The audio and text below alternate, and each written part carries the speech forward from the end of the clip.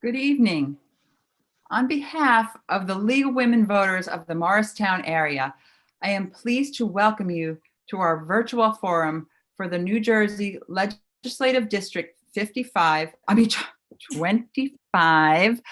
Assembly candidates. My name is Kathy Abbott, and I'm a member of the League of Women Voters of the Morristown area and also a board member for the League of Women Voters of New Jersey. The League of Women Voters of the Morristown area is a nonpartisan political nonprofit that works to empower voters and defend democracy. Founded 100 years ago, we make democracy work by protecting voting rights and encouraging robust participation. We are committed to providing fact-based information about issues and positions candidates take on those issues. Our goal is to help voters make their own decisions and participate in the electoral process. We envision a democracy where everyone has the right, the knowledge, the confidence, and the opportunity to participate. The League of Women Voters never supports or opposes candidates for office or political parties. Any use of the League name or footage from this debate in campaign materials, literature, or advertising of any kind, including internet, social media, cable, or television, has not been authorized by the League of Women Voters. Co-sponsoring this event, we welcome the Morris County NAACP. Their mission is to secure the political, educational, social, and economic equality of rights in order to eliminate race-based discrimination and ensure the health and well-being of all persons. If you would like to participate in any of our efforts, the League actively seeks diversity in our membership, and you must be 16 years old and a U.S. citizen to be a voting member. Associate membership is open to everyone. We also encourage everyone to go to vote411.org, which provides a one-stop site for information on all aspects of voting in New Jersey, as well as information about all candidates up and down the ballot. All of our forums will be live streamed on the Morristown Area of League of Women Voters YouTube channel. If you have questions about voting, mail-in ballots, or in-person voting, visit LWVMorrisArea.org for educational webinars. All ballots have been mailed, and if you haven't received yours yet, contact your county clerk's office. You may return your ballot through the mail in a secure drop box location directly to your Board of Elections or to a polling site on Election Day. If you go to the polling site to vote in person on Election Day, you will be asked to fill out a paper provisional ballot. At this time, I would like to introduce our moderator, Michelle Bobrow. Per League practice, she is not from this voting district. Michelle is a League-trained moderator and member of the Maplewood South Orange League of Women Voters. She will introduce the candidates and outline the format for the evening. Michelle? Thank you very much. Good evening. As you may have heard, this is an election like no other due to COVID-19 and mainly vote by mail. So we have totally new format, and instead of in-person candidate forums, we are having them online. So tonight we are going to hear from the Legislative District 25 Assembly candidates. The rules for tonight's forum have been developed by the League of Women Voters and agreed to by the candidates.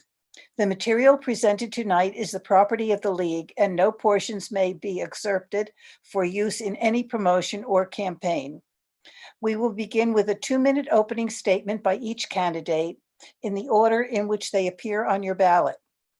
Then I will pose questions previously submitted by the public, which may have been edited for clarity. Each candidate will have 1 minute to answer and 30 seconds, if necessary, to rebut. We will end with a 2-minute closing statement.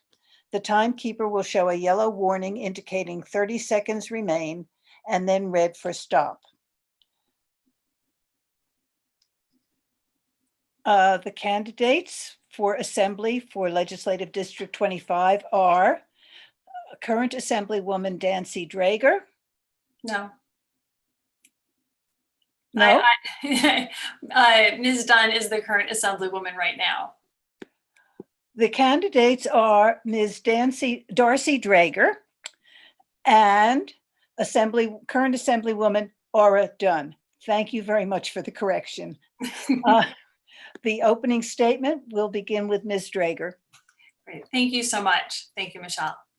Thank you for the opportunity to join you here tonight and to the League for sponsoring this event. My name is Darcy Drager, and I'm running for State Assembly here in the 25th Legislative District.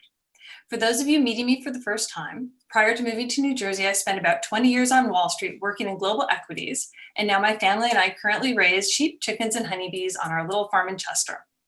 I'm running for office for a simple reason. I believe in our institutions and that in the right hands, government is a powerful tool to protect our families and help our communities. You can see that in the work that the Democratic-led State Assembly has done in recent years, advancing legislation that furthers the work of equality, inclusion, and social and economic development. New Jersey has led the nation on issues that affect women disproportionately by addressing gun violence and passing paid sick leave as well as pay equity. These are smart progressive policies that will help all people who live in New Jersey. But in many ways, given everything that's happened since March, it almost feels like these achievements belong to another time. Today, our state faces an unprecedented fiscal crisis, and we need leaders who understand complexity, make data-based decisions, and are planning for long-term resilience. Moreover, as we continue to chart our course through the pandemic, I want to reiterate that if we only focus on cuts and on costs, we will fail to factor in the risk and the often greater costs that we will create by underinvestment or inaction. This year, COVID has profoundly exposed the gaps in our social, economic, and healthcare systems. But we can, and you may have heard this slogan before, build back better. We can use legislation to create a better future and give our families tools for success. I think we have a moral obligation to do so. Thank you so much, and I look forward to our conversation tonight. Thank you. Ms. Dunn. Good evening. I'm Aura Dunn, your Assemblywoman for Legislative District 25. As you know what they say, you'll never work a day in your life if you love what you do, and I do. It's a pleasure to be here tonight, and it's an honor to make myself available to the 215,000 residents of this district on a daily basis. From Capitol Hill to Sesame Street to Mr. Rogers' neighborhood to Au Pair in America, I have devoted a career in advocacy, pursuing policies to promote young people throughout the nation and the world. In less than a year in the State House, I have passed 7 bills, which are now law. In these times of extreme polarization, trust me, that is unheard of, especially for a freshman. Let me tell you what I'm most proud of, my endorsements from New Jersey's educators, who know I fight for kids, law enforcement officers, you know I won't defund them, and the small business community, who know I will always work with them. Many of you know one of the first bills that I introduced with my Democratic colleagues was to ensure that school lunches continue to reach students even during the school closures. I'm a kid who benefited from the school lunch and breakfast programs. By the age of 28, my mother was single with 3 children. She got up early every morning to head to a construction work site as an apprentice. As the oldest, I was responsible for getting my sisters out of bed and off to school. No question, my life looks very different today because of the opportunities afforded me. With 1/4 of families in Morris County struggling to make ends meet, and so many more simply leaving this state for a better way of life, I'm committed to a mission that lets every child know they deserve a brighter future, and they have the ability to succeed here in this state. So tonight, you will hear how I will live as a leader that puts people over politics. Thank you. And now to the questions. The first question is that the opioid epidemic is plaguing New Jersey and COVID-19 amplifies concerns related to addiction. What can be done to address this in New Jersey? Ms. Dunn. This is something that I not only ran on, I have served prior to my serving in office. I served on the Morris County Mental Health and Substance Abuse Addictions Advisory Board. This is something I've been very devoted to, and it's a multi-pronged approach. You know, it requires treatment. We have to go after the bad actors and over-prescribing. I'm on several pieces of legislation that address those issues. And we are very successful here in Morris County with a national model with our Hope One Thank you. program. Thank you. Ms. Drager. I think that this is an incredibly serious issue that affects every person from every walk of life, every generation. Addiction is something that too often is dealt with by incarceration and by criminal justice.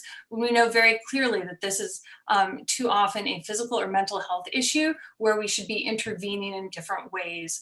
I think that it's really important to make sure that within New Jersey, we make addiction care and mental health care more available to people. I'm heartened to see the Democratic legislature making insurance policies more affordable. And I also am appreciative of the bill last year that we passed to make sure that the 10 essential healthcare benefits from the ACA, even if that goes away nationally, those will be mandated for all New Jersey policies, meaning people who need help with addiction care or mental health will still be able to afford it and access it here. Thank you. High-quality schools are an important part of the property values in Morris County. What policies could Trenton be considering to protect our schools and access to a good education? Ms. Drager. Sure. I think that one of the things that we have to consider this year, and this year is really an outlier in discussing any sort of school funding or sort of school planning, is the fact that we can't have schools and functioning schools without public health. If we don't have public health, we don't have an open economy. If we don't have public health, we don't have open schools. We need to make sure that we are fighting for PPE. We need to make sure that we are fighting for funding for our schools to be able to bridge the digital divide. Too many students who are having to learn from home don't have access to computers or to reliable Wi-Fi or to quiet spaces to work. We need to make sure that our school funding continues because we have a huge bridge to gap, but we can do that through good policy. Thank you. Ms. Dunn? Yes, I'm sorry. Can you repeat the question? Just the first half. High-quality schools are an important part of the property values in Morris County. What policies could Trenton be considering to protect our schools and access to a good education? Absolutely. So quality education, obviously, is something that New Jersey we could be very proud of, but we do need to be doing more to ensure that there's full and fair funding. And a component of that is obviously transparency in that funding. Here in District 25, many of our districts are at really suffering great cuts. Year after year, it'll amount in several years now to millions of dollars lost. So again, we have to fully fund that formula. And what we saw through COVID, really, it's true, it brought to light great inequities. It was devastating to learn that children in Trenton went for 30 days without even going home with even a packet of materials. So bridging the digital divide is certainly something that we need to do more. And actually, I have legislation that addresses that issue. And I've worked with the telecommunications companies throughout this state to ensure that those services are delivered to children across the state. Thank you. Yes. Can I just follow up? I agree that CIFRA is not transparent enough. And there are a lot of school districts in our district that have been hurt by the funding formula. That said, we have to remember there are several that have really benefited as well. What we saw from Abbott and from the lawsuits that led to the creation of the School Funding Reform Act shows that we are making strides in narrowing the gap between our white and Black, our suburban and urban divide communities. What we're seeing now is our Hispanic communities like Dover are falling behind. Thank you. Next question is also on education.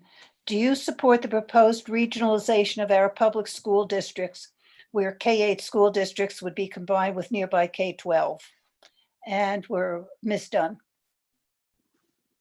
That would be something I'd want to further explore, and with my constituency, that would be something that I would want to bring to my constituency. I've discussed it with my district, and to be honest with you, it's very varied depending on the school district. So again, it would have to be further explored. I believe that, as a representative, you need to be listening to your constituents. Ms. Drager? Yeah, it would really be a wholesale change of the way that our educational world is structured in New Jersey. We have seen regionalizations work very successfully in other states. That said, with something this big, I don't think that you could jump into it with both feet.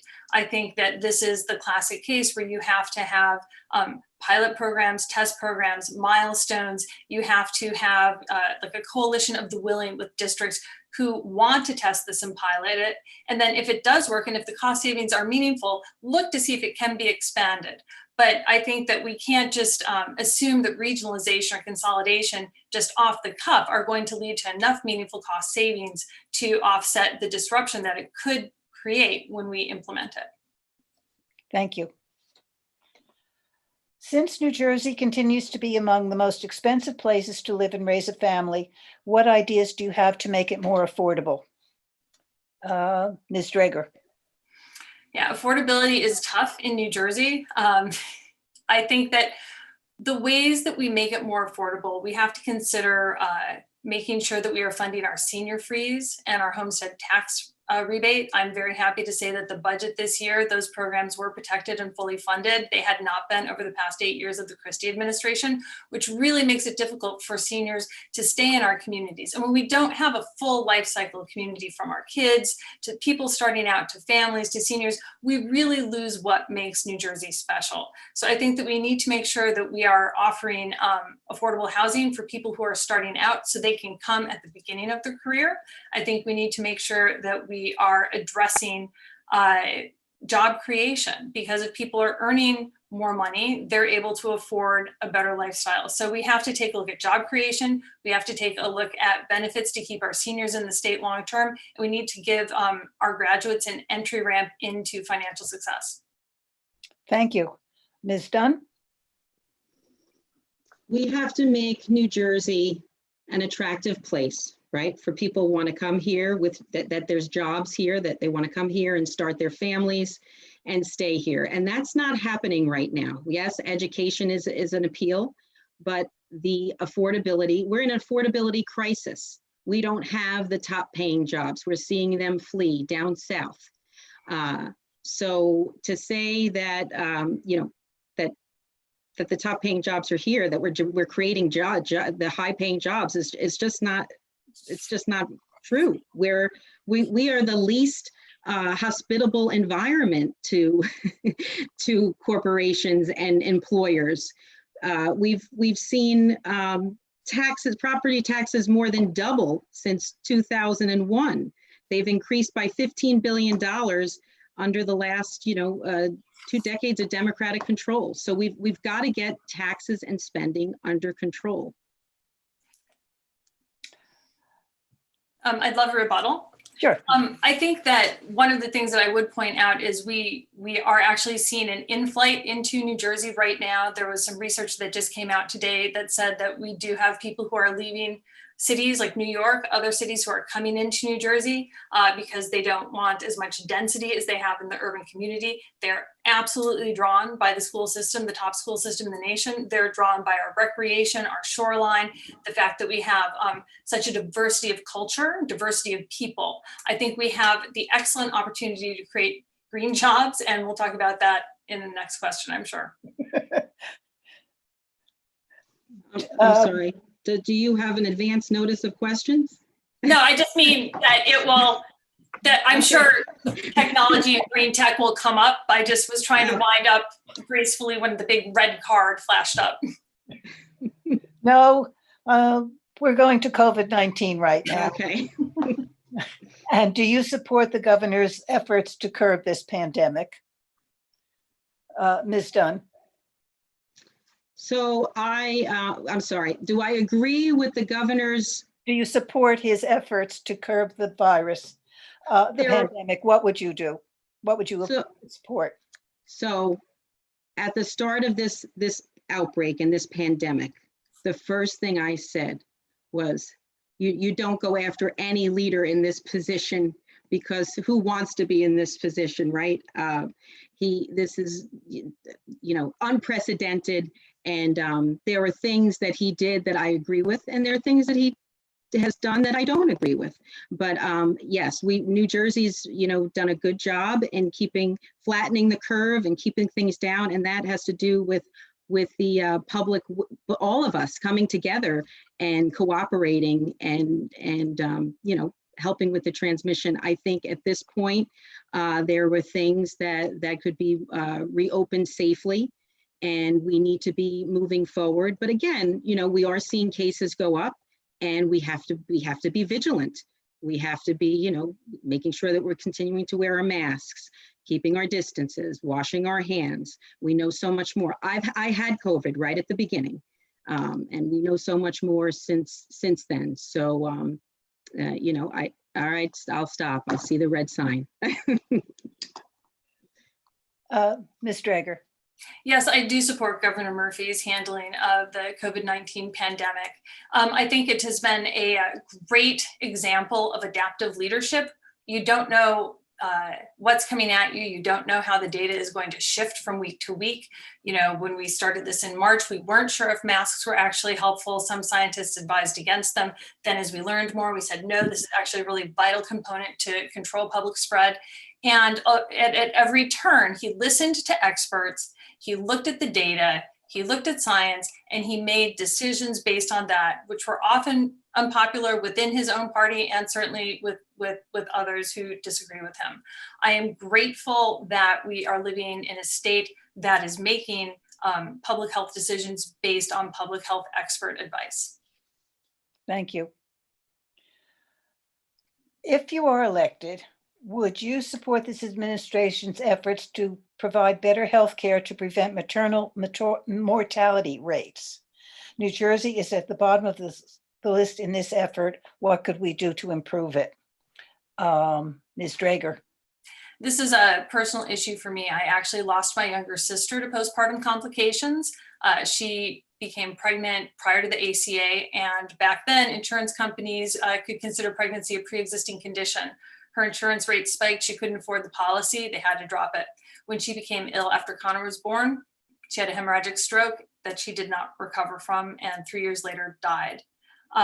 We need to be doing everything we can. New Jersey is 47th in the nation in maternal mortality. Last spring, I'm happy to say the Democratic-led Assembly, together with Tammy Murphy's Nurture New Jersey, introduced a package of bills aimed directly at working to reduce maternal mortality. And it's a wide array of information that I can't go through in another 30 seconds. But women of color are 5 times more likely to die in childbirth here in New Jersey than they are anywhere else in the nation. This is unacceptable, and this is something that we can actually address and improve. Thank you. Ms. Dunn? I just want to say, I'm very sorry, Darcy. I was unaware of that tragedy in your life, and I'm very sorry. As the oldest of 2 sisters, I know how special sisters are in your life. So, you and I are in complete agreement on this. And I know that, and I'm a part of the bipartisan Women's Caucus, and I know there was a lot done prior to me being in office. And we are, now that I'm in office, we are building on that, and by way of a lot of public education and awareness. And also, I think it's given all that we do in New Jersey, I'm astonished at the disparity for women of color. Thank you. Well, perfect segue. Thank you very much. The death of George Floyd sparked protests across the country, and understandably so. That hit close to home for many families in New Jersey. However, it quickly evolved into calls for defunding the police. Do you support those cries to defund our police department? If so, why? If not, why? Ms. Dunn. I come from a long line of law enforcement, and I do not support defunding the police, and that is not why I don't support defunding the police, but I understand how noble and courageous the profession is, and I believe we should continue as a society to support that. George Floyd's death should not ever be go in vain. We all were really in shock, and it was a sobering moment in May that we all really have to make use of that as a time to end systemic racism. And we did in July, the legislature passed a package of police reform measures, all of which I supported. And there's more that we can do. And there's nothing worse than a bad cop, as my father would always say. So no, but we have to find twin goals here of supporting the police as well as supporting other social programs. Ms. Drager? I actually agree with Assemblywoman Dunn in many respects. I think that there is reform that is available to us that can create better outcomes. I think transparency is very important. So we know so that the trust between law enforcement and the community works both ways. I think that our police are often overutilized. It's kind of like our public schools. When we look at our public schools, they are a way to provide food and special services and before care and after care. We ask our public schools to cover a really big mandate.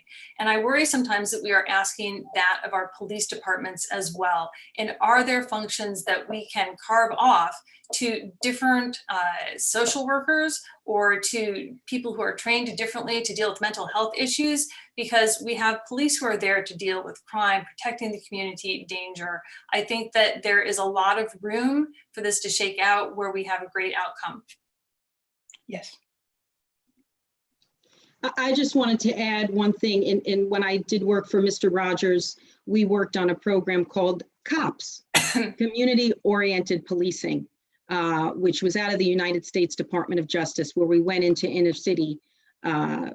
cities and worked, and police had relationships with children. And again, it goes back to my passion for education and working with children and building those relationships, breaking down those barriers. And that's what I'm working on here in New Jersey. We should do more in investing at that level. I'll stop. Thank you.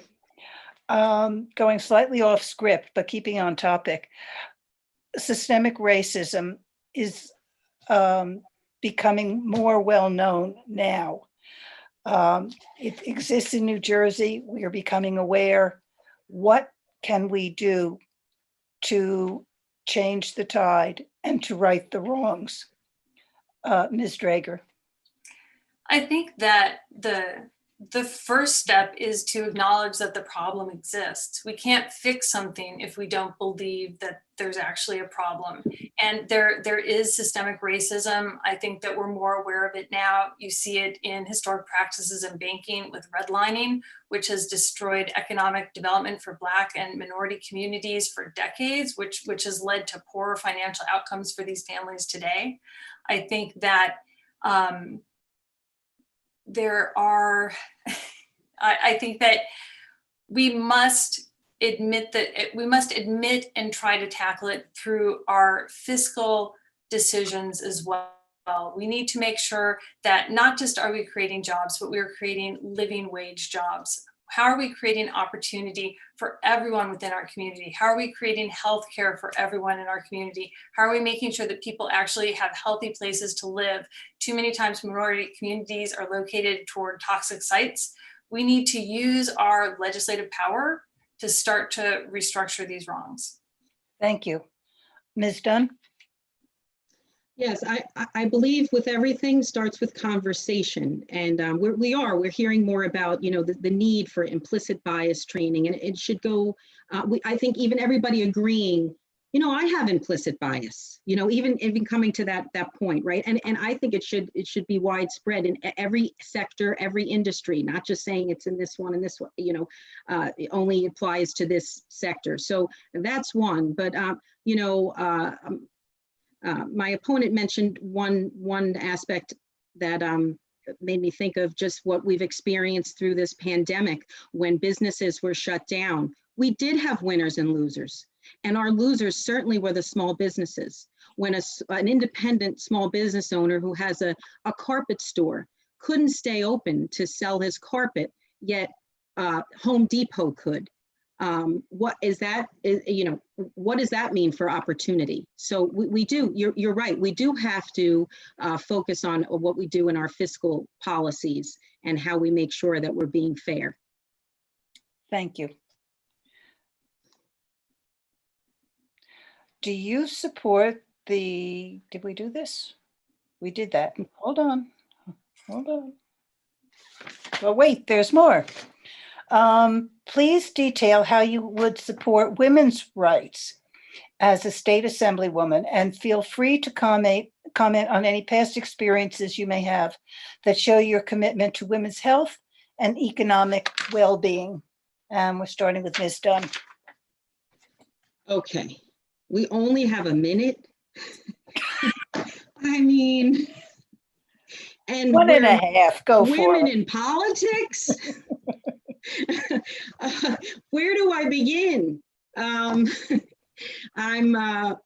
the 38th legislator in the history of New Jersey.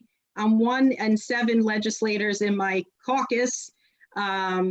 So always for sure a minority. But truly, again, like I said, I'm also a member of the Bipartisan Women's Caucus, and we all agreed that we don't want to take on issues that are typically women's issues, right? So because how we advance women is how we also advance men and all of society. But we have to look at every aspect, equal pay, opportunity, educational opportunities, affordable healthcare is accessible healthcare, expanding women's healthcare. So I mean, it just, to me, every corner and crevice in policy should be open to advancing women. Oh wait, I still have time. I got the 30 seconds, but I didn't get the stop. I'll keep going because, like I said, a minute is not enough. Okay, go. All right. You'll get a rebuttal. Okay, yeah, I'll get a rebuttal. Ms. Drager. Okay. I think I'd like to briefly focus my answer on healthcare, poverty, and support. I think that it's imperative that we continue to fund women's reproductive freedoms here in New Jersey. I'm very heartened to see the introduction of state level legislation that will protect Roe v. Wade if we lose that at the national level. I was very heartened to see that we've begun to restore the Christie era cuts, which destroyed a lot of funding for women's health care through Planned Parenthood, which means you lose cancer screenings, you lose STI screenings, you lose just checkups and contraception. That creates a huge stressful burden in women's lives. The increase of our minimum wage to $15 an hour is actually a huge anti-poverty program because low wage workers tend to be women and they tend to be caregivers. And so by slowly ramping up the minimum wage here in New Jersey, it will actually have a meaningful impact on women and on women-led households. I would also say that what we're seeing in the COVID-19 sort of economic downturn, some people are calling it a she-cession, because women by and far are falling out of the workforce at far greater rates than men. And it's because women, in addition to having a professional career, ambitions, are also usually the people at home who are in charge of kids' schedules, education, cooking, keeping the trains running on time. And it's almost impossible to do that and work full-time remote. So I think that we need to make sure that we are funding childcare and child services. Yes, please. Yeah, I do want to add, I serve on the Women and Children's Committee, and one woman put it so succinctly, and I was like, oh, that's right. We focus so much on New Jersey transit, right, and investing, which of course is important. But when you look at the childcare industry, it's a $4 billion engine for this state. And who leads it and who runs it, right? And it's really suffering with this pandemic. And it's true, women are leaving the workforce in droves because of how it's suffering. And I actually have a bill that would help that industry and base the subsidy program on enrollment, not just in attendance. Thank you. What will you do to make healthcare and education more affordable in the state of New Jersey? Ms. Drager. Sure. Well, I think that the first step that we've done, we've seen over the past 2 years. Last year, the Democratic-led Assembly, together with Phil Murphy, passed a package of bills that instituted a state mandate, created a reinsurance program, and protected all of the 10 essential healthcare benefits that the ACA has that we could lose again if we lose the ACA at the federal level. We can protect these programs here at the New Jersey level. Together, that ended up causing a premium reduction for anyone who is enrolled in New Jersey's healthcare exchange. We are on track to repeat that in 2021, despite the pandemic, because we have now opened up our own state-run exchange. We're not coasting off the national one anymore. If we continue to do that, we will continue to see policies drop and insurance will become more affordable. We need to make sure that we're funding and expanding Medicaid in our state, and we need to make sure that we have access to these programs for people. Ms. Dunn? I co-sponsored legislation which enabled our educators, there's 200,000 of them in our state, to lower their premium cost, because in essence they were basically they were forced to see reduction in their pay because of the skyrocketing health insurance. So that was one step, but there's more to do. And actually it was upsetting. I voted against what was called healthcare affordability, a tax increase on people's premiums. So we really have to balance that, because taxing one to make others healthcare less affordable, I don't believe is the direction we want to take, again, in a state where we're the highest tax state in the nation.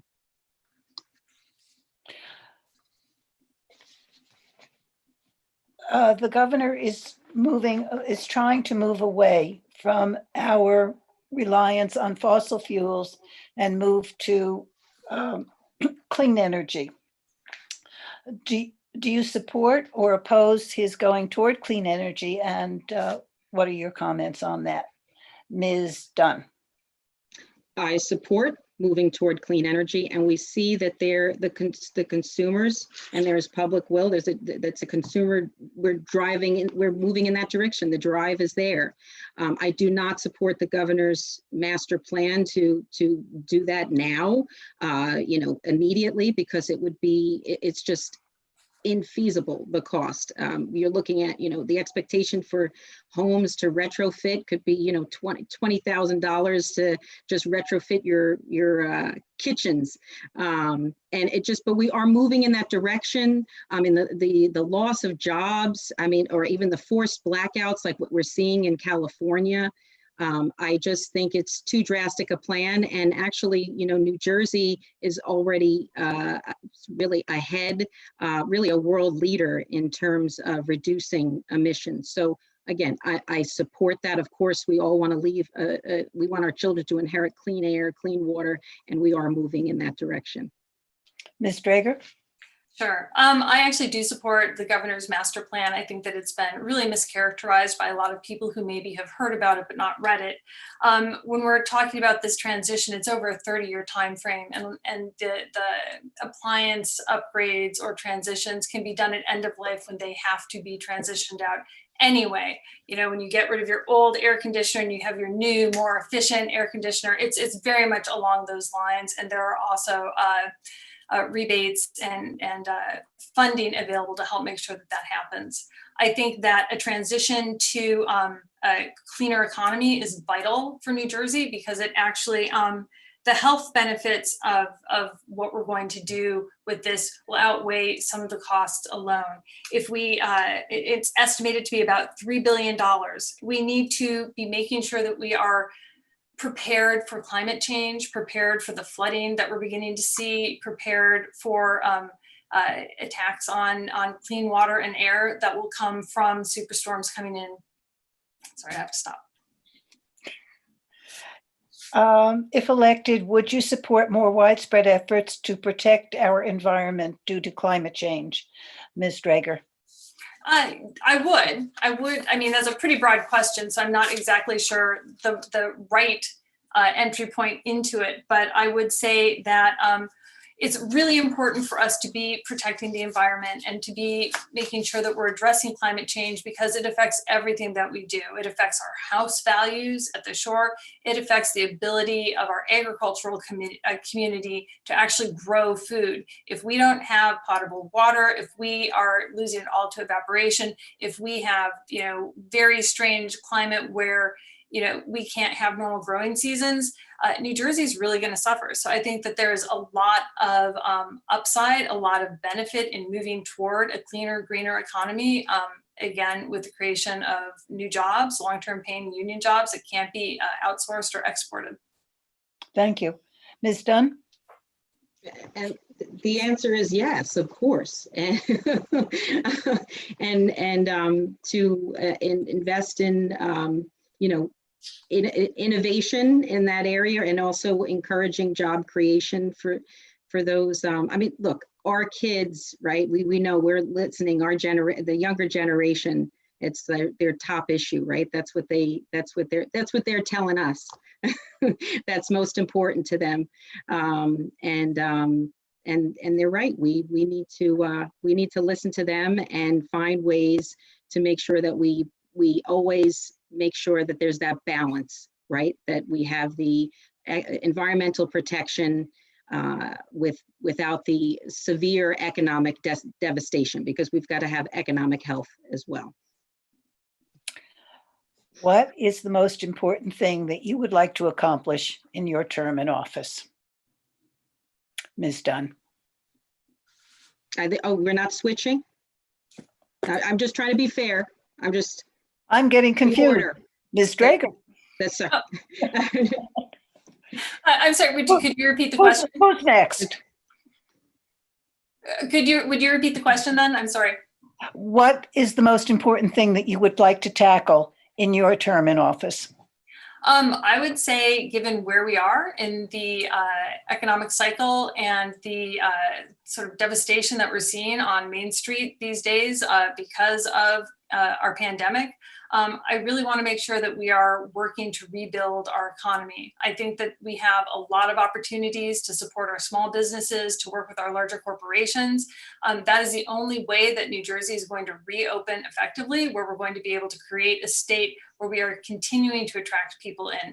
We have all of the tools that we need to do it with the borrowing that the governor has approved. We actually have the flexibility and leverage to make sure that we don't have to cut to the bone and end up with a post-2008 sort of grinding recession where we don't have job recovery, where we don't have well-paying jobs. I think that what I would really like to do is to make sure that we stay on track with our fiscal recovery over the next 18 to 24 months. Thank you. Ms. Dunn. Well, if you remember Congresswoman Millicent Fenwick, she was known as the conscience of the Congress.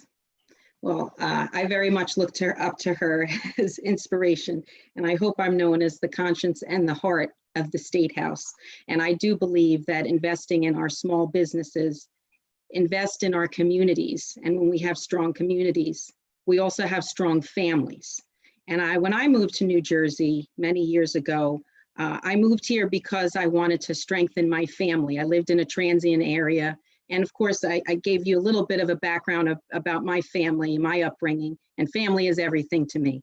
And when the Verizon man was hooking me up in my new house and he said, "You're moving to New Jersey," people don't move to New Jersey and they move out of New Jersey. I got a little nervous. I don't want to see families torn apart. I don't want to see families moving out and grandparents not being able to enjoy their grandchildren. I'll stop there. Thank you. Thank you so much for sharing. It's time for our closing statements now. So we are going to go in reverse of the opening. We'll start with Ms. Dunn. Okay. So I'm glad we did cover COVID. Okay. And I know that this year has been marked, by despair. It's been a lot of despair, but this election before us, let's view it as a year of promise.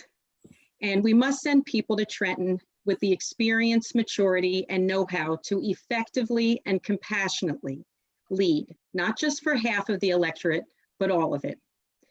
I'm that leader, helping everyone. The thousands of my constituents I've helped this year couldn't even tell you which party I represent, but they can tell you that I jumped into action to help them and get the job done. Just like I did for the Clarys when I worked for the United States Senate Appropriations Committee. I authored the Campus Crime Disclosure Act. You know it as the Clary Act, which is found on every college website. It requires colleges to report the crimes and dangers students face on campus. As a mother of 3 children, that's important to me. Mr. and Mrs. Clary's daughter, Jean, was raped and murdered in her dorm because of security breaches and the failure to report them. Well, the Clarys and I, we were a team. We did not take no for an answer. We knocked on the doors of Congress, and we even called out Bill Clinton's Secretary of Education, who called our goal idiocy. I had to look in the Boston Archbishop's eyes. He opposed this bill. And I told him, we're doing this with or without you because it's the right thing. I suggest you do it. I'm a girl from Brooklyn, the borough of Churches, and that was hard to do. But doing the right thing is how I live my life. It's how I raise my kids. It's how I ran my business. It's how I treat others. I will continue to do the right thing in Trenton. I will continue to make you proud. I'll continue to fight for you. But to make that happen, I need your vote. Vote Aura Dunn for Assembly. Thank you. And Ms. Drager. Thank you so much. Last year, my opponent's running mate, our now state senator, Tony Bucco, stood in this very forum and made the argument that it did not matter who went to the assembly as long as that person was a Republican. For him, ideas didn't matter, vision didn't matter, the capability of the person didn't matter, just the party affiliation. And this year we've experienced what happens when we send just any Republican to Trenton. We end up with a county committee appointed partisan ideologue who has voted in lockstep with their party against COVID relief, against voting rights, and against middle-class tax cuts. I'm running for assembly because I believe who represents us matters.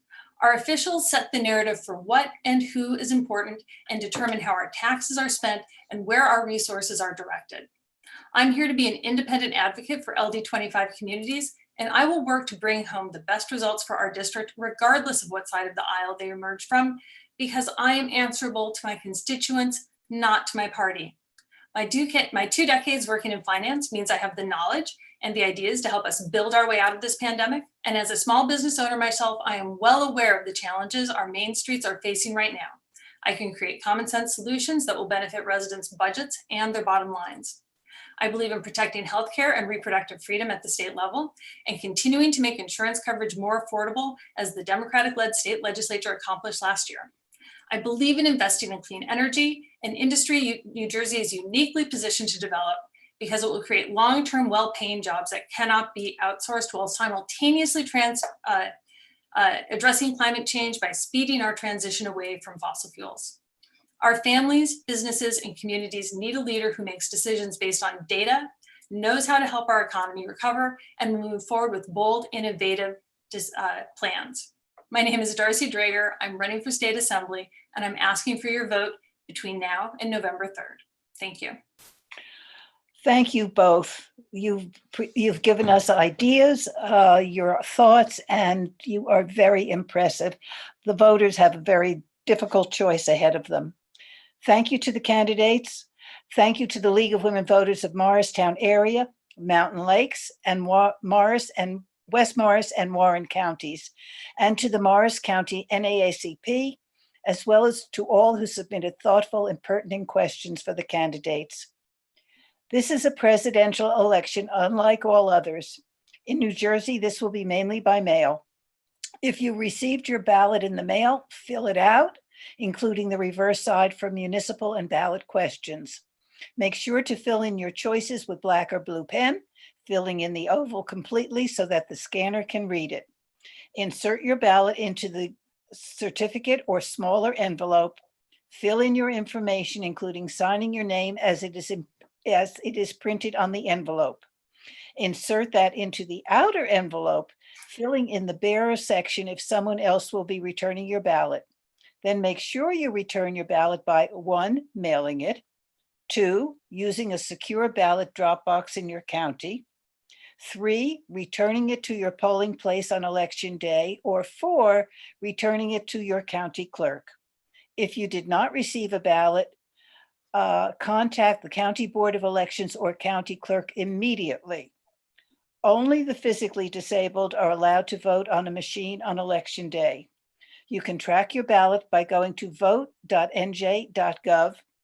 And for further questions about voting, go to morriscountyclerk.org, vote.nj.gov, or lwvnj.org. Thank you, candidates, for expressing your views, to the organizations who sponsored it, and for you in the audience for attending tonight's virtual forum. We hope you come away informed and ready to make your choice. Good evening. Thank you. Thank you so much.